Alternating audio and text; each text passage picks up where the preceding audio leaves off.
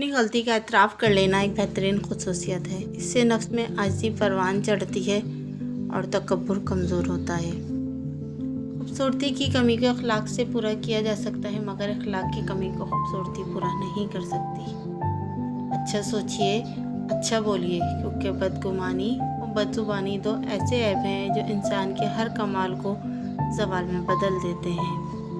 जब तुम्हारे दिल में किसी के लिए नफ़रत पैदा होने लगे तो उसकी अच्छाइयों को याद करो। आपके अखलाक की कदर भी लोग उस वक्त करेंगे जब आपके पास दौलत और ताकत हो। गरीब कितना ही खुश अखलाक हो, लोग उसके अखलाक को उसकी मजबूरी समझते हैं। रिश्तों के बाज़ार में आजकल वो लोग हमेशा अकेले ही पाए जाते हैं जो दिल और ज़बान के सच्चे होते हैं। ज़िंदगी में आगे बढ़ना है तो बहरे हो जाओ, क्योंकि बाज़ लोगों की बातें मायूसी में इजाफ़ा कर देती हैं। लोग ढूंढते रह गए कामयाबी को, मौज़न सारी उम्र कहता रहा हय्या अल फलाह, हय्या अल फलाह।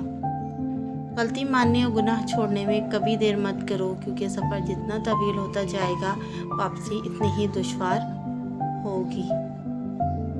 हज़रत अली ने फरमाया, ज़िंदगी में अगर बुरा वक्त ना आता तो अपनों में छिपे गैर और गैरों में छुपे अपने भी ज़ाहिर ना होते।